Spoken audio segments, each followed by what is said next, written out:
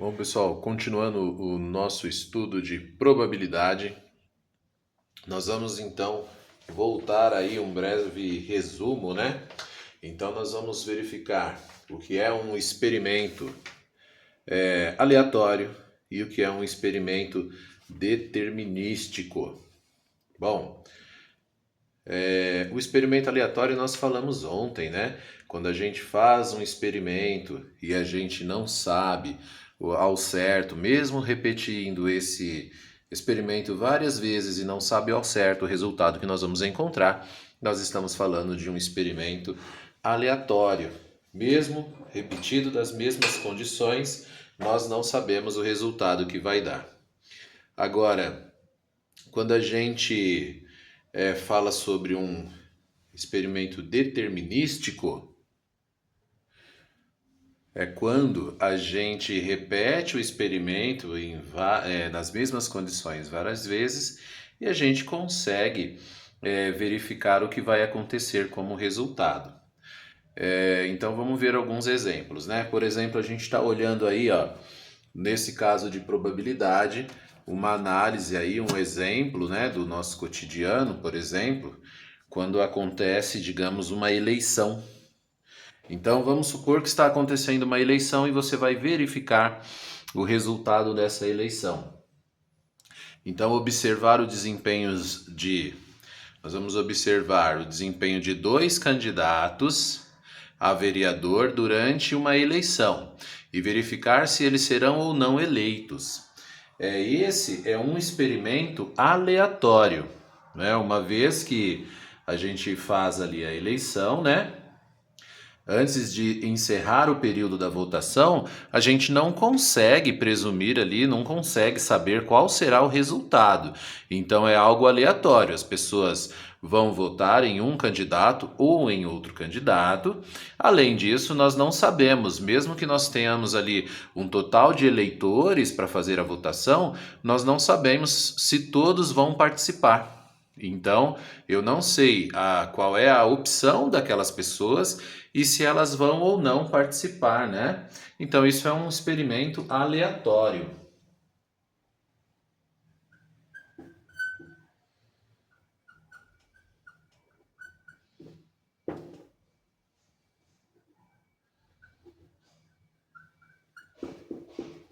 Então, esse é um exemplo de um experimento aleatório.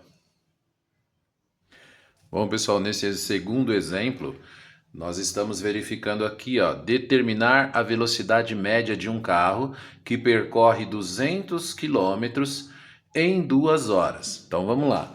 Esse carro ele não está trafegando a 200 quilômetros. Ele percorre uma distância de 200 quilômetros em 2 horas.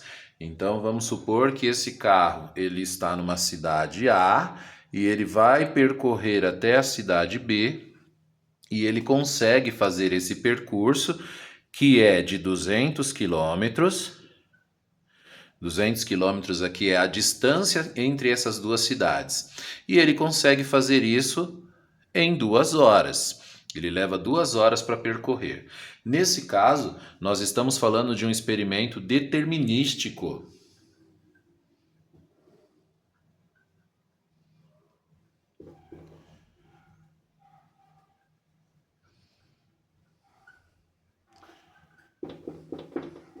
Nós estamos falando de um experimento determinístico, porque esse veículo ele vai partir, né, vai se deslocar do ponto A até o ponto B, que está a 200 km de distância, em 2 horas. Por que que é determinístico?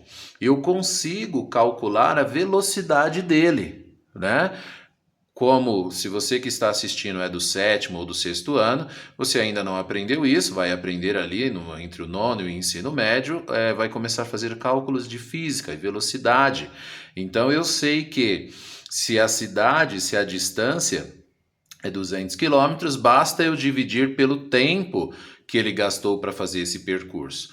E assim eu vou saber qual é a velocidade que ele está trafegando ali. Então é determinístico, eu consigo determinar a velocidade. Então eu posso dizer que a velocidade média dele é igual à variação do espaço dividido pela variação do tempo. Qual é o espaço? Ele percorreu 200 quilômetros. Dividido pelo tempo, que é 2 horas, a velocidade dele eu consigo determinar. Ele trafega a 100 quilômetros por hora. Cálculo de física, né? Velocidade média. Não é essa a questão que nós estamos estudando, nós só queremos analisar a questão e aqui eu só demonstrei que é possível determinar a velocidade. Então, verificar a velocidade de um automóvel que se desloca uma distância de 200 quilômetros em 2 horas é um experimento determinístico. Conseguimos determinar aqui. Bom, pessoal, o resultado de um jogo de futebol. Um jogo de futebol, que tipo de experimento nós estamos verificando? Um jogo de futebol, a gente não consegue determinar qual é o placar desse jogo, qual será o time vitorioso e nem por quanto ele será campeão, né? De qual será ali o placar. Então, o resultado de um jogo de futebol ou qualquer outro jogo, né? Eu não consigo prever, não consigo determinar qual será o resultado.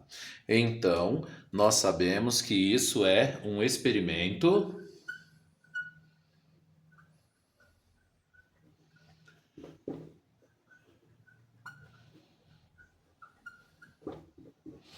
Um experimento aleatório. Eu não consigo prever o resultado desse jogo. Experimento aleatório, então. Bom, um próximo experimento. Lançar 2 moedas e verificar as faces voltadas para cima. Nesse caso, nós vamos chamar uma face de cara, a outra face coroa e verificar as faces voltadas para cima. Eu jogando essas moedas e verificar qual a face voltada para cima, isso é um experimento aleatório.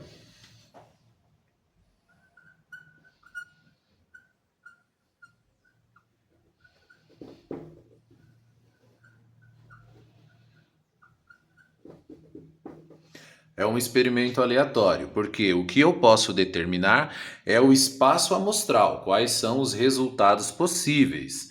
Né? Eu lançando 2 moedas, pode sair cara, cara, cara, coroa, coroa, cara, coroa, coroa. Então, se eu lanço 2 moedas ao mesmo tempo e vou verificar o resultado, meu espaço de possibilidades eu vou chamar cara. Vou usar a letra C e coroa a letra K, só para diferenciar. Lancei 2 moedas, pode sair cara e cara. Pode sair cara e coroa. Pode sair, por exemplo, coroa e cara. E também pode sair coroa e coroa. E isso porque nós estamos especificando, lancei as 2 moedas, né? Ou lanço 2 moedas e verifico na ordem. Digamos que eu diferenciei essas moedas, né? E verifico. Então, esse é o meu espaço amostral. Então, olhando na ordem, pode sair primeira moeda cara e segunda coroa, primeira moeda cara e a segunda cara também, primeira moeda coroa e a segunda cara, e coroa na primeira e segunda moeda na última opção. Então vamos lá. Lancei 2 moedas obedecendo essa ordem. Pode acontecer cara e cara. Pode acontecer cara e coroa. Também poderia ser ao contrário, na primeira saiu coroa, depois cara. E no último pode acontecer coroa e coroa. Eu consigo determinar um espaço amostral, mas qual desses será o resultado?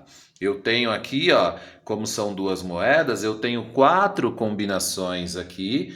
E no caso eu quero saber se eu vou lançar 2 moedas, qual desses será o resultado? Veja que eu tenho um par de moedas, no caso, no total de 4 combinações. Eu não consigo prever o resultado correto. Então, isso é um experimento aleatório. Bom, pessoal, nós temos aqui mais uma situação, ó, determinar se vai chover hoje. Olha só, determinar se vai chover é um experimento aleatório. Então, eu vou colocar aqui, ó.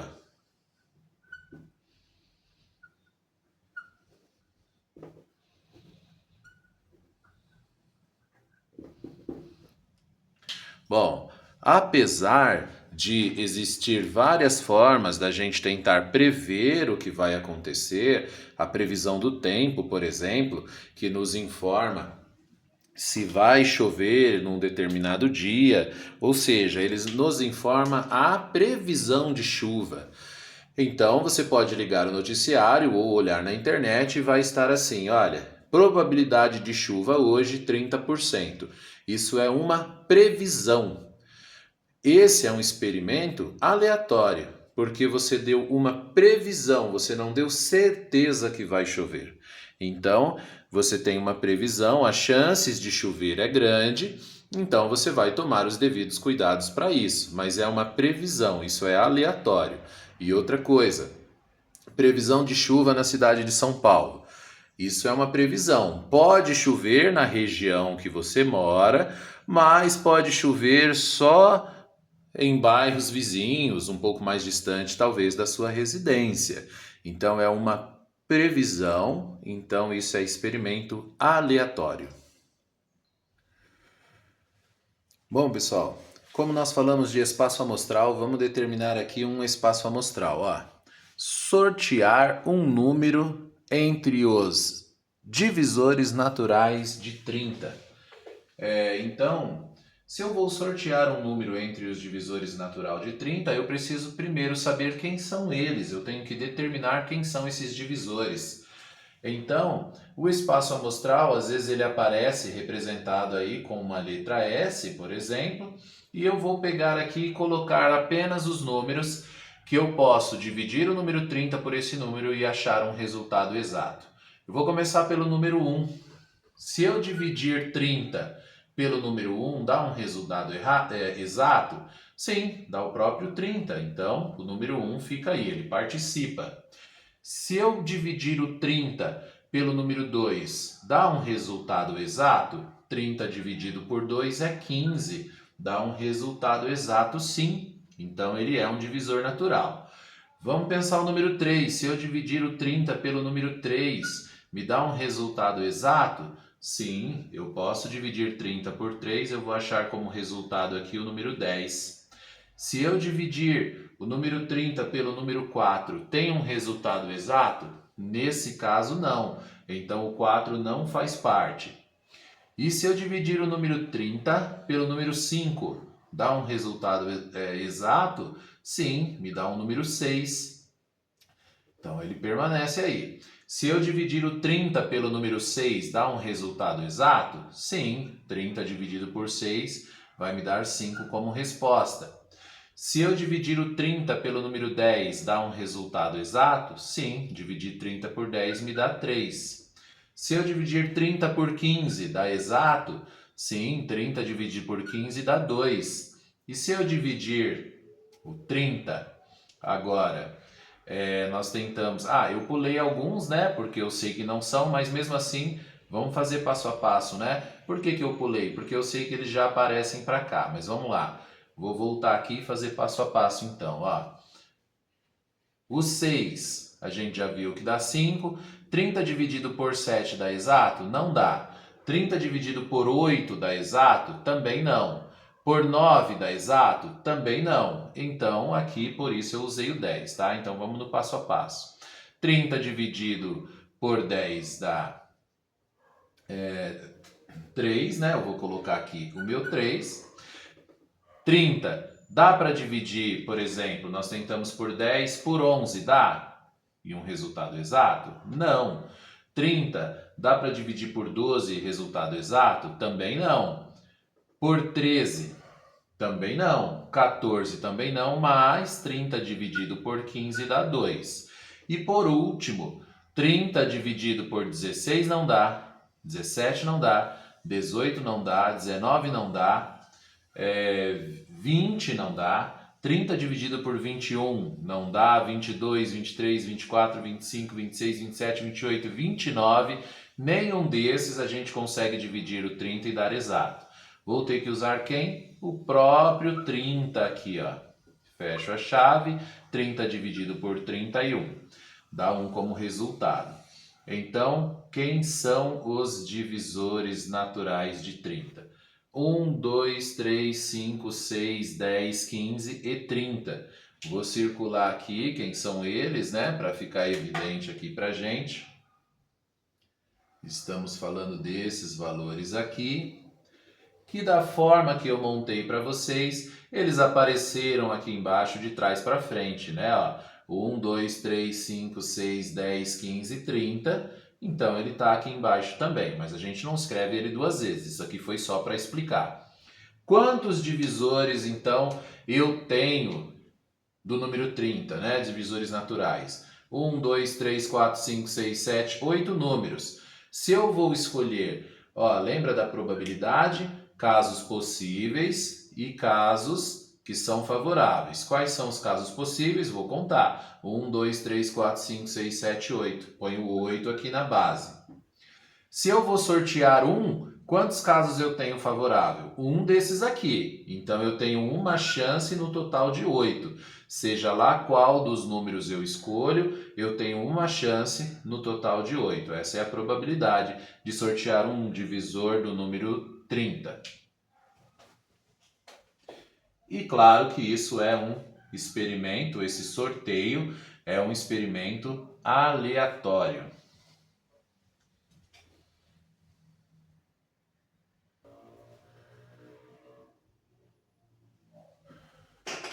Pessoal, dê uma olhada nesse exemplo, ó. Ser sorteado, vamos lá, ó. Ser sorteado em uma rifa numerada de 1 a 25.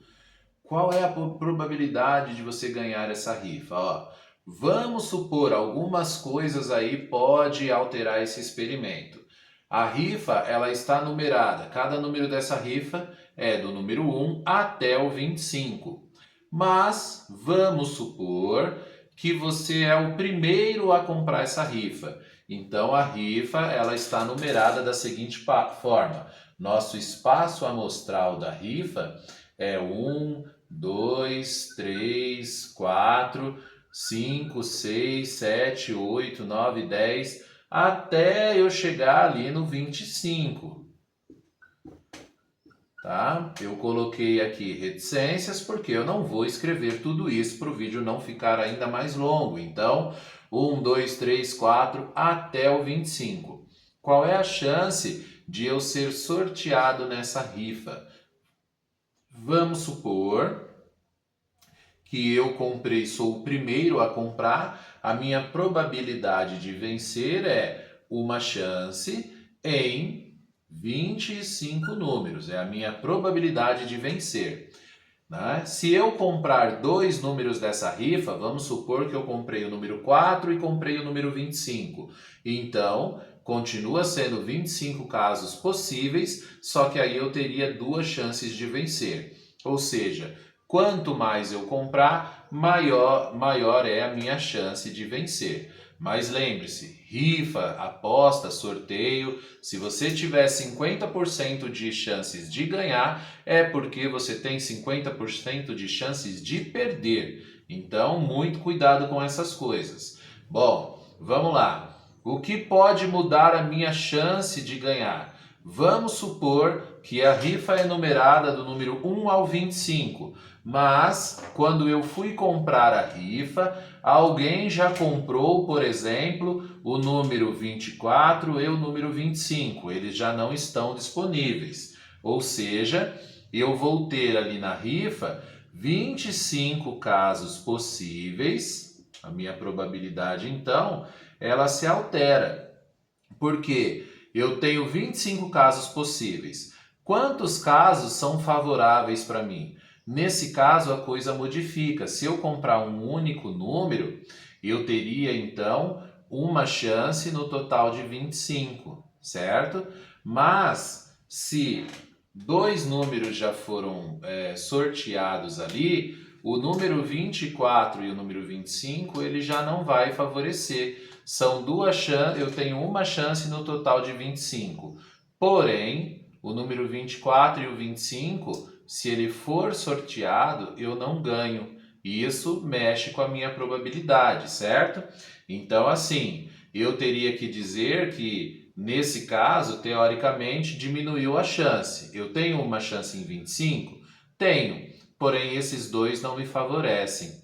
É como se, um exemplo, né, é o mesmo que a rifa tivesse 27 números, talvez, e uma chance só ao meu favor. Isso aqui atrapalha a chance de ganho da rifa, né? Olha, vamos lá, continuo tendo uma chance em 25. Porém, esses dois números não me ajudam, certo? Gente, se eu tenho uma chance em 25, significa que uma chance eu ganho. 24 chances eu vou perder, tá? E no caso de alguém já ter comprado dois números, por exemplo, sair o número 24, não sou eu que ganho, é uma outra pessoa. Isso é ruim para mim. Muda alguma coisa se eu comprar a rifa primeiro? Quando eu compro, eu tenho 25 números para escolher. Se eu sou o segundo a comprar, já foi vendido dois números, eu vou escolher apenas 23, mas eu ainda tenho uma chance em 25. Só o que acontece é que esses dois números já estão ocupados, né? Já eu perco um pouco com isso, porque eu tenho concorrentes, que é o normal em qualquer rifa, né? Ou seja, não é muito vantagem ficar apostando. Pessoal, nesse caso, nós vamos verificar o desempenho de dois estudantes. Então, vamos colocar aqui que eu tenho dois estudantes. Então, eu tenho aqui, deixa eu pegar a caneta azul para ficar diferente as cores. Eu tenho dois estudantes. E vamos falar que eles fizeram uma prova e eles tiveram aí dois resultados. Vou falar que um teve um resultado bom e um ficou um resultado ali na média, digamos assim. Ou vamos colocar aqui na média. Então eu posso dizer o seguinte, ó. Quais são as situações para esses resultados? Bom, se eu estou verificando essas duas condições, eu tenho as seguintes situações, ó. Esse primeiro estudante, ele pode ter a seguinte situação. Ele pode, se o primeiro estudante, vamos colocar aqui, ó, primeiro estudante e aqui eu vou pôr segundo estudante. Errei aqui, peraí.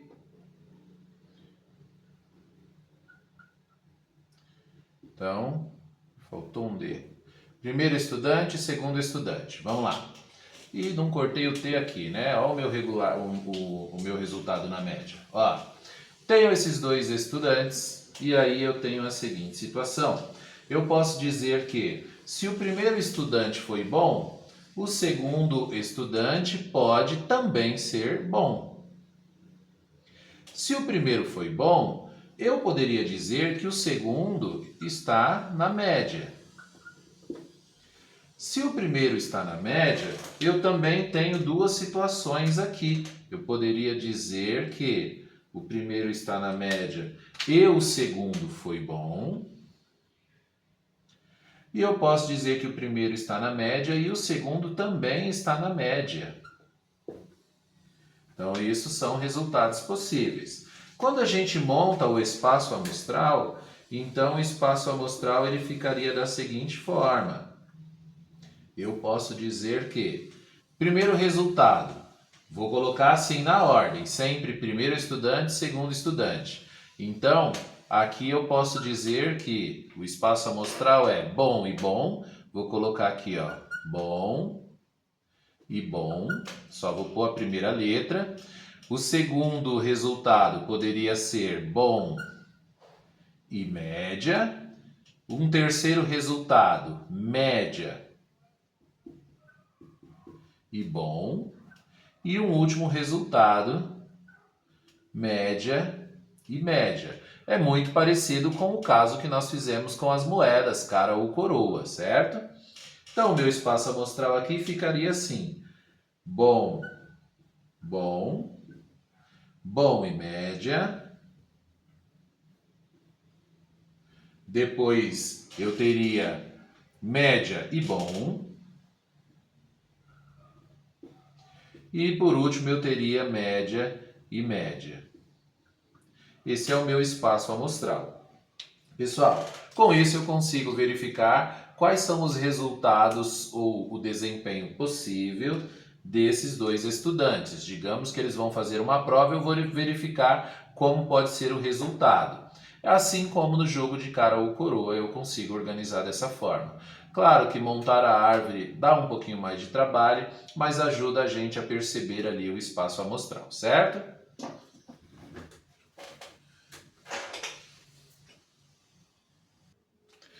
Pessoal, aqui tem um experimento bem interessante, ó. Lançar 2 dados de 6 faces e observar o resultado voltado para cima. Bom, quantos resultados será que eu consigo ter aqui ao todo? Eu numerei aqui então da seguinte forma: estou considerando que eu tenho um dado na cor azul e tenho outro na cor preta. Quais os resultados possíveis podem acontecer aqui? Vamos supor que eu lancei o dado azul, encontrei um como resultado, posso encontrar um como resultado aqui na cor preta também. No momento que eu lanço os dados azul de novo, posso achar um número, vamos colocar assim, ó. Posso achar, vamos fazer aqui, ó. De novo o número 1 aqui, e eu encontro como resultado, por exemplo, um número 2. De novo, por exemplo, o número 1, e aí pode acontecer um número 3. De novo, se acontecer o 1, pode sair o número 4. Se acontecer o 1, pode sair aqui o número 5. Se acontecer o 1, pode sair o número 6. Olha só, isso é um resultado possível, mas poderia acontecer então diferente. Poderia acontecer assim, ó. Se acontecesse de sair um número 2 aqui,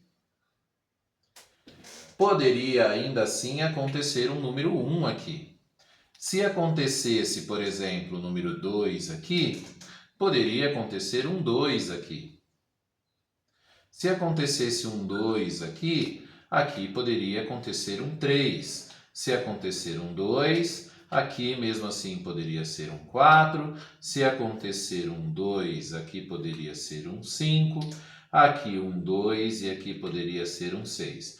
Perceberam o que eu fiz? Número 1 acontecendo, número 2 acontecendo. Número 1, número 2. Número 2, número 2. E assim eu vou montando todas as condições possíveis. Então, aqui seria um número 3 com o número 1, número 3 de novo com o número 2, número 3 de novo, agora com o número 3, número 3 novamente, agora com o número 4, número 3 com o número 5, número 3 com o número 6. Do lado de cá, se fosse sorteado o número 4, com o número 1, número 4 com o número 2, número 4 com o número 3, número 4 com o número 5, número 4, número 4 com o número 4, ó, já ia pulando, hein? Número 4 com o número 4, número 4 com o número 5 e número 4 com o número 6. Poderia ser também número 5 com o número 1, número 5 com o número 2, número 5 com o número 3, número 5 com o número 4, número 5 com o número 5, número 6 e número 6. Bom, número 5 e número 6. De tanto escrever, a gente vai se perdendo. Último resultado poderia ser número 6 e número 1, número 6 e número 2, número 6 e número 3, número 6, número 4, número 6, número 5, número 6, número 6. Estes são todos os resultados possíveis. Percebe que não repetiu nenhum? todas as combinações são diferentes, né? Quando eu olho esse quadro de possibilidades aqui, ó, ao lançar 2 dados, aqui, eu tenho todos esses resultados aqui possíveis. Como esse é o meu espaço amostral, como é que eu poderia saber a quantidade de elementos que eu posso encontrar, a quantidade de combinações? Se o dado tem 6 faces, eu poderia ter multiplicado 6 faces do dado azul, 6 faces do dado preto, multiplicando 6 vezes 6, 36 pares diferentes. Se eu for contar aqui, ó, 1, 2, 3, 4, 5, 6, 1, 2, 3, 4, 5, 6. 6 vezes 6, 36 pares diferentes. Vamos supor que você fez uma aposta e você disse assim, se voltado para cima aparecer, por exemplo, 2 números iguais, por exemplo, 2 e 2 em cima você ganha, 3 e 3 você ganha, 4 e 4 você ganha. Se aparecer 2 números iguais voltados para cima, você ganha. Qual sua chance de ganho? Vamos contar? Ó. Então aqui, esses 2 são iguais, esses também, esses também, esses também, esses também e esses aqui também. Nessa lateral aqui, o restante eles são diferentes, né? Então, para sair 2 números iguais, você tem 1, 2, 3, 4, 5, 6. A minha probabilidade de ganho são 6 chances, no total de 36 possibilidades. Ou seja, 6 chances para você ganhar e 30 para você perder. Né? Então, lembre-se, cuidado com apostas.